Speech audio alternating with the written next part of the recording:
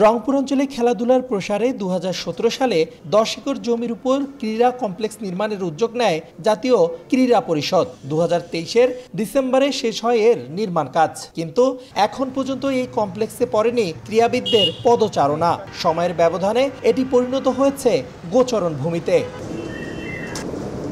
বিশাল খেলার মাঠ, indoor, hostel, office ও conference room থাকলেও নিয়োগ হয়নি কোনো জনবল। রাস্তায় দাঁড়িয়ে ভবনগুলো দেখা গেলেও ভেতরে কেবলই শূন্যতা। চাক বেঁধেছে মৌমাছি।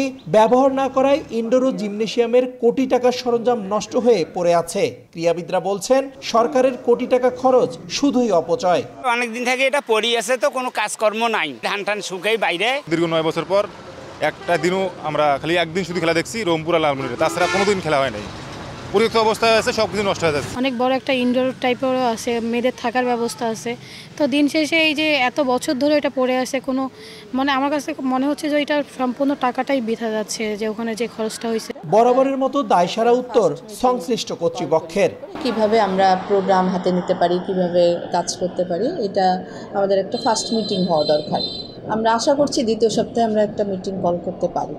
মিটিং কল করে আমরা কিভাবে কাজ করা যায়, এই এলাকার মেয়েদের জন্য কিভাবে প্রোগ্রামগুলো নেওয়া যায়, এটা আমরা হাতে নিব। রংপুর বিভাগীয় মহিলা ক্রীড়া কমপ্লেক্সটি নির্মাণে ব্যয় হয়েছে 38 কোটি টাকা। প্রথমেই কমপ্লেক্সটির দৃষ্টিনন্দন এই চেহারা দেখে যে কারো চোখ আটকে যেতে পারে। কোটি কোটি টাকা ব্যয়ে নির্মিত এই মহিলা কমপ্লেক্সটির বেহাল দশা। গত 9 বছর আগে নির্মাণের পর এখন পরিণত হয়েছে পরিত্যক্ত ভূমিতে। রেদওয়ান হিমেল, সময় সংবাদ, রংপুর।